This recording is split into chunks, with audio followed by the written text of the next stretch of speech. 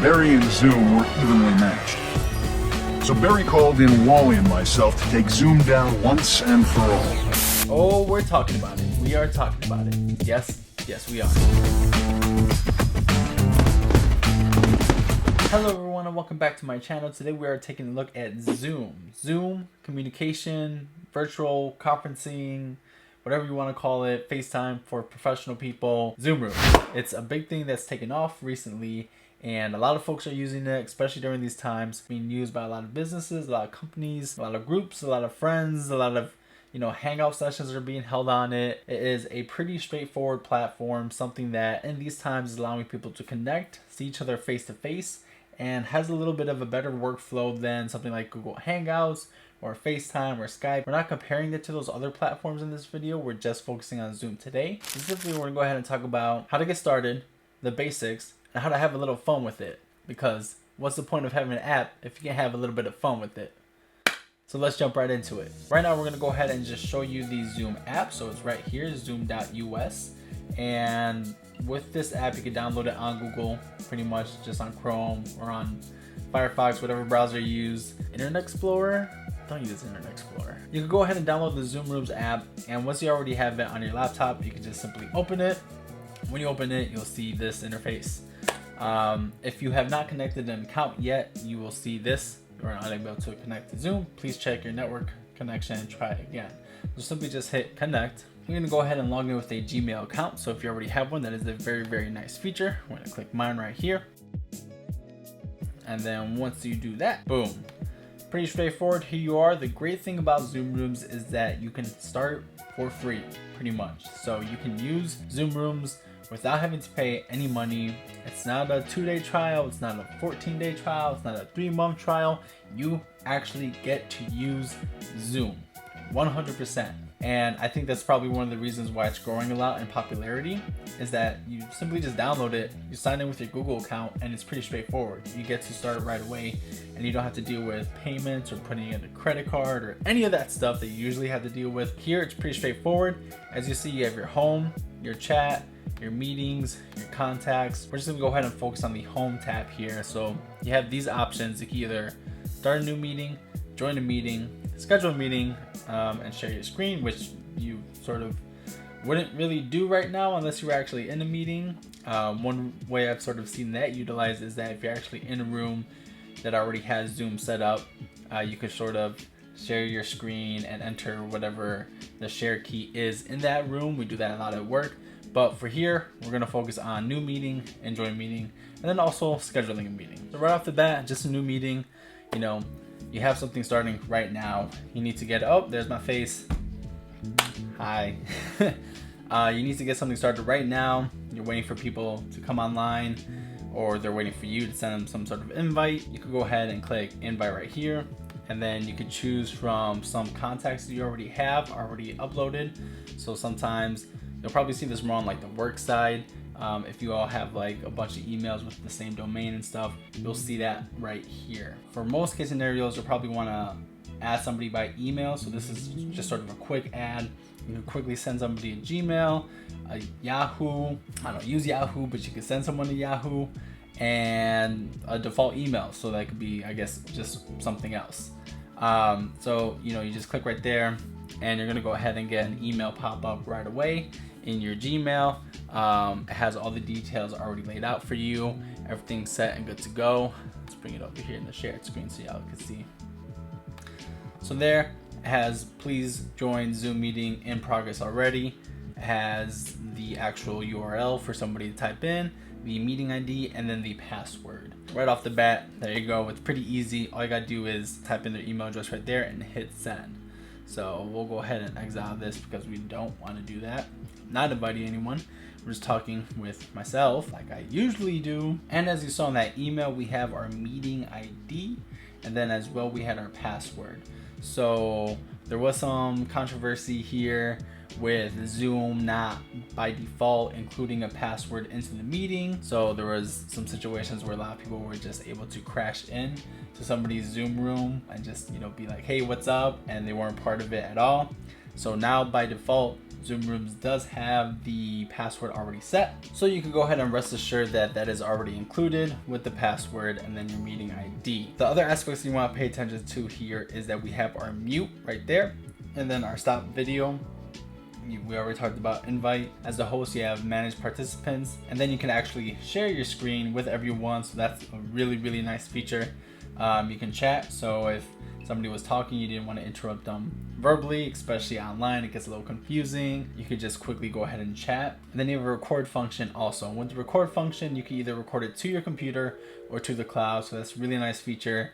You pretty much record the entire meeting, and it will be either stored once again in your cloud or on your computer. You could choose which location you want to do it at. So that's a great way to sort of have notes later on down the road, or to just have a good memory of you and your friends having a good time. And then of course, as the host yourself, you can just end the meeting. If there were participants here, hello, that's me, I'm the participant. There are more participants right here.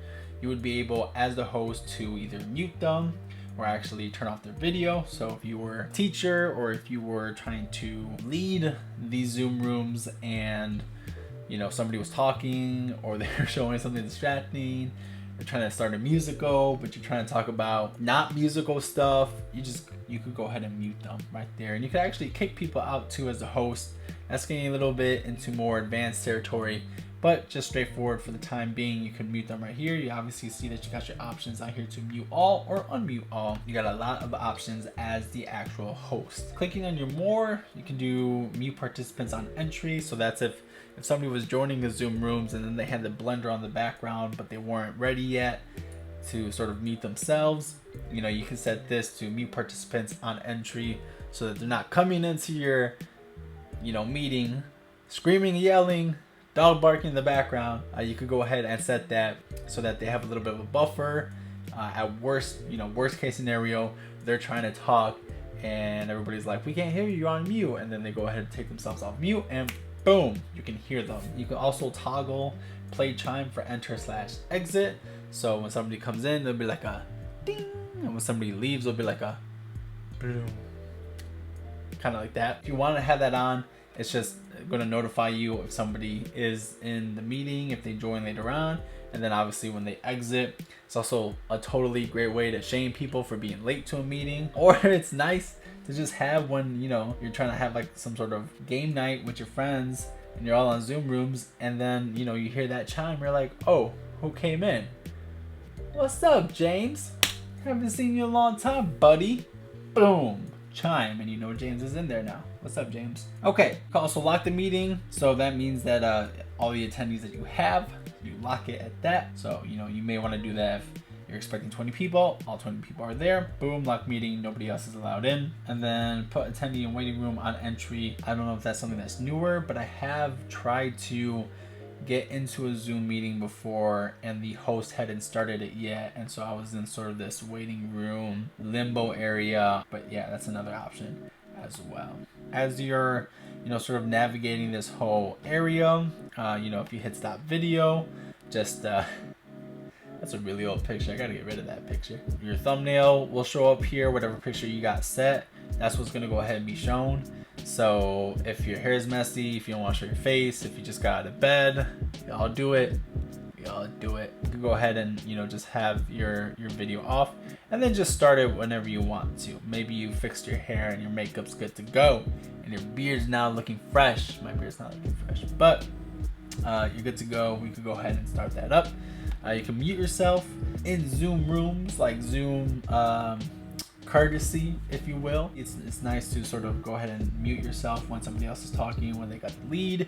That's like sort of like common practice. I do that for work. I've also done that like just for like game parties. If I'm not actually saying something, I'm gonna go ahead and mute myself, because you never know what noises might happen. Again, dog barking, blender in the background, beeps here and there. I don't know what kind of noises you're gonna have, but if you're gonna have a noise, it's nice to know that just sort of in your brain, peace of mind, you are muted. And then the moment you wanna talk, you wanna engage, and just unmute yourself and engage. And you'll know you're unmuted because you get this nice little green bar that goes up and down. It's kind of like audio feedback. And then obviously your stop video will have a dash mark, and then stop started video will have no dash mark. Now, if somebody were to send you a chat, this isn't up by default, at least for me it isn't. So you will go ahead and see if this was like closed out.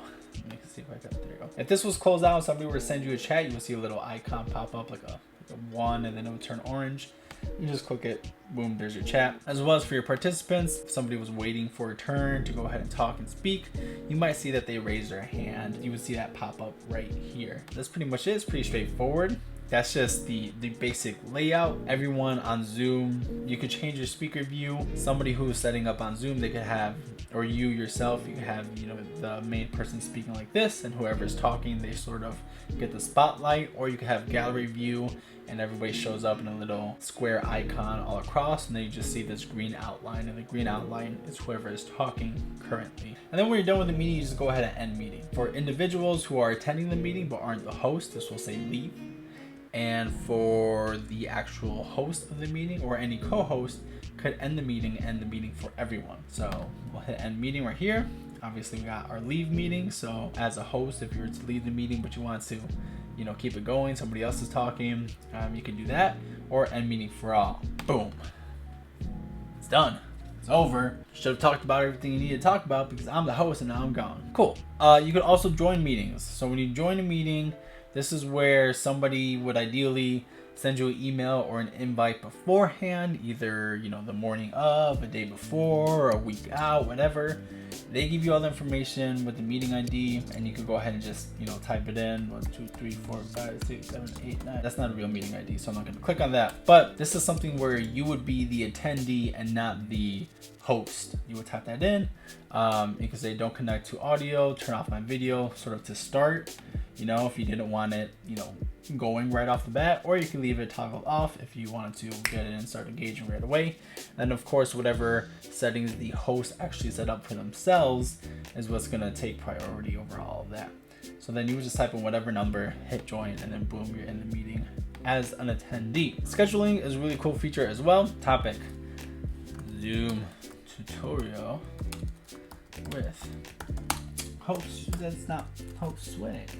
No sweat. You can set it to be a reoccurring meeting, so maybe it's happening on a weekly basis or a daily basis. You could have the host video on or off, and you can have the participants video on or off as well. And then for audio, you could do telephone and computer audio, or only computer and also telephone. So one of the biggest things there is that if somebody wanted to dial into the Zoom meetings, if there was a telephone number that they could do that. You know, say maybe they're, I was gonna say driving, but you shouldn't be on the phone while you're driving, but maybe you got the microphone in your car and, you know, it doesn't require hands, and you just got the speaker and it's coming through the system.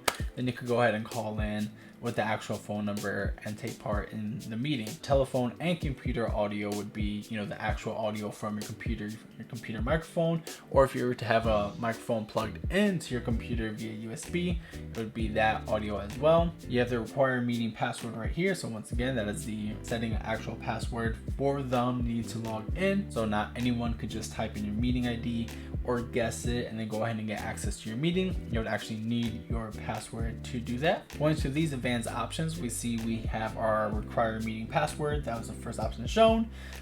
Enable join before host. So that's if somebody started the meeting and you haven't, as the host, gotten onto it yet, you could actually be in it. They could see the other participants before you yourself get on it.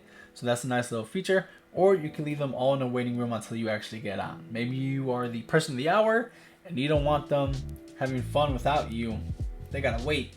You go ahead and set that, or no, you don't set that, and then they can't join before you as the host go ahead and join. You can also do the mute participants on entry. So once again, if somebody didn't have that set for themselves, you could override that as the host.